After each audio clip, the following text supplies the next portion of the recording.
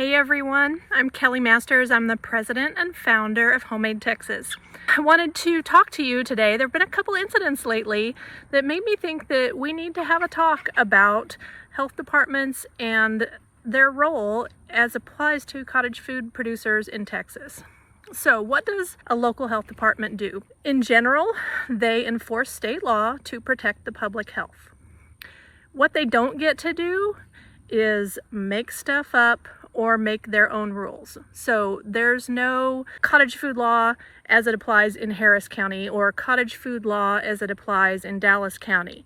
There's only one cottage food law in Texas, and it applies statewide. It's not different on 1 square inch of Texas.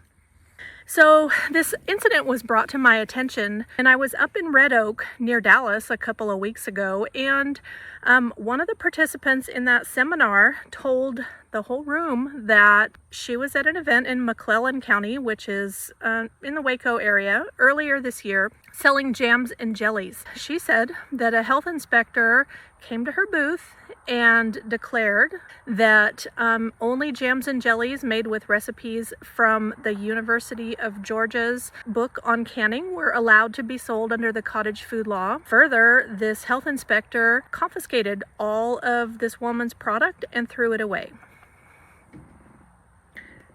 If that happened, that is outrageous, and it's a terrible misunderstanding and misapplication of the cottage food law. So first of all, jams and jellies have been allowed to be sold under the cottage food law since 2011. And that's OG Texas cottage food law, and you haven't had to use any particular recipe to do that. If this incident is true, the inspector may have been conflating jams and jellies with the fermented, pickled, and canned acidified foods that were added in 2019.